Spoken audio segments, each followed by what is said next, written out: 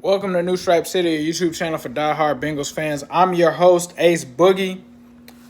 Bengals are now officially 1-4-1. What does that mean? Well, it means that this season is pretty much over. It means that this season is in turmoil. It means that Zach is definitely going to lose this locker room. From what I heard, he had already been on his way to doing that. There was a clear division between the players and the Bengals. Coaching staff and stuff like that. But let's just not put it on that. You have to give the Colts respect that they deserve. That team is a winning team for a reason, and Phillip Rivers is who he is for a reason. They came out and won the ball game. The Bengals got up early. They should have closed this team out. This coaching staff, I feel like definitely with the dissension from them and the players, that really affected them on the field today. That's one thing that you have to talk about. Take away some of the positives, right? It's hard to talk about positives at 1-4-1. But one thing that I saw is that the offensive line played much better. You saw some creativity from Zach in terms of his play calling, flea flickers and stuff like that. That was cool. You also saw T. Higgins had a great game. A.J. Green had a great game. Tried to tell people A.J. Green was still A.J. Green. No one believed me. They thought that I was just a homer that loved A.J. They actually told me to stop with the A.J. stuff.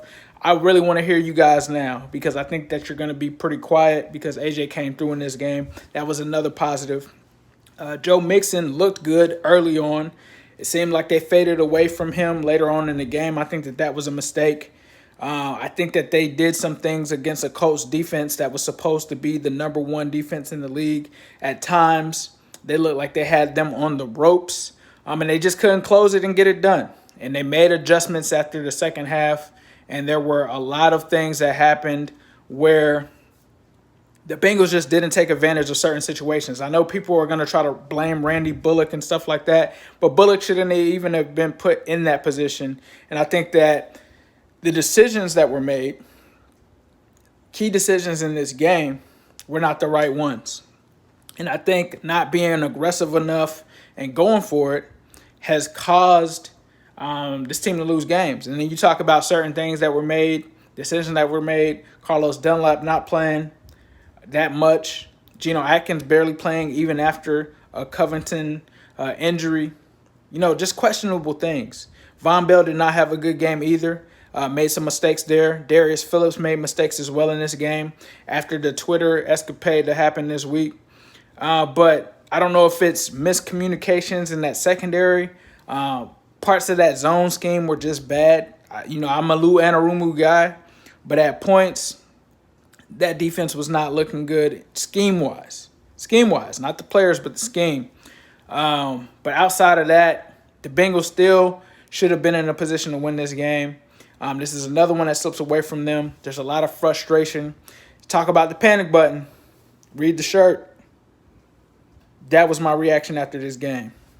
So I think it's definitely a panic button that has to be hit. I think Zach's going to probably lose his locker room. I'm not going to blame Zach exclusively. I like to share the blame with certain people and different people. Joe Burrow, bad pass there at the end. He's only a rookie quarterback. That's going to happen. But that was a bad pass that led to an interception. And it's a rough season. It's a rough season. So we'll have to see how this goes. Bengals can't put this on Joe Burrow's shoulders to really manage a lot of stuff that's going on, whether it's drama in the locker room, whether it's bad decisions made by the coaches. He cannot have to shoulder the full responsibilities of all of that stuff. But at the end of the day, you still have to give him you still have to acknowledge that at the end he was perfect today. There was only one mistake that he made, in my opinion, and I'm talking about Joe. I think that was it. So it just sucks that it had to happen like that. We'll see what happens. Thank you guys who came through to the live chat. I appreciate you guys that were in the Flick chat today. I really enjoy that. Please come to the Flick chat. If you do, it enters you into a contest to win an Xbox Series S. Check my Twitter at New Stripe City to get all of the rules there. I have it as a pinned tweet. Colts win, yeah. I don't care about the trolling right now at this point. Colts came in and won. They did what they needed to do. I don't think that anybody from a Bengals fan perspective even really honestly cares. Like, of course we want to win, but it's not like this team was eventually going to go to the playoffs, especially with this stretch of games that they have. When you talk about the Titans game and stuff like that, so definitely blew the game. But from what I've been hearing and knowing, I think that it may be time to do some things in Cincinnati to change this around. And I don't think that it's a player thing. I think the staff is trying to blame these players and all of that. They've got their players in there. You decided to throw in Mike Thomas over John Ross. There was no use of John Ross today. Clearly, you're not going to use him. Clearly, you have an issue with John Ross. So why is he on the roster? Why don't you trade him?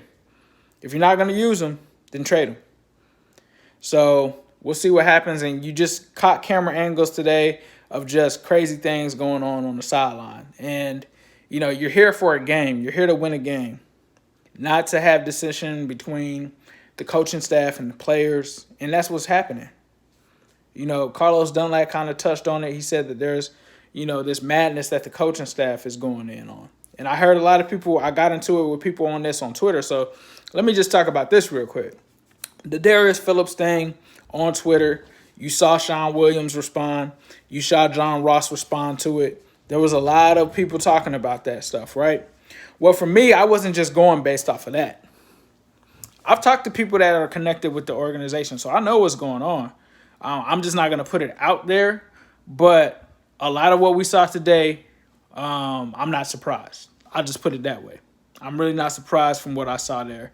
The thing that made me upset was the point that they came out and played good football, and I'm seeing a lot of egos and beefs and stuff, be issues. And when I say that, I'm not talking about between players or anything, but I think between this coaching staff and players, it seemed like they were more worried about that than winning football. And when it gets to that point, that's toxic. When it gets to issues in the locker room, that's toxic. And as a Bengals fan, I'm going to ride with the players on this one. Like, some of the stuff I get, but I just don't understand why this coaching staff, given the lack of experience that they have, they're not a coaching staff that comes in here with skins on the wall where they've got all of this. Like, Zach Taylor has barely been an offensive coordinator before. Okay? There's guys, it's not like they have a wealth of experience on this coaching staff. So to come in here and feel like you guys are know-it-alls and to feel like the players don't know what they're talking about, or the players shouldn't have any input on this offense or what's going on, and that the players are wondering what you guys are doing, I don't see how you get upset with them about that. Now, obviously, you're paid as a coach to do your job, and players should let you do your job. But I think that, you haven't really shown them that you're good coaches when you won 2 games last year. You've only won 1 game this year. Games that you should have won. Games you should have won. How can you inspire confidence in people to really trust you and what you're doing when you have not performed on the field? These Bengals players that you're benching and have been around, they've been around elite coaches. And when I say elite coaches, I'm not going to try to say like Marvin is Bill Belichick or anything. Marvin Lewis is a good coach, right?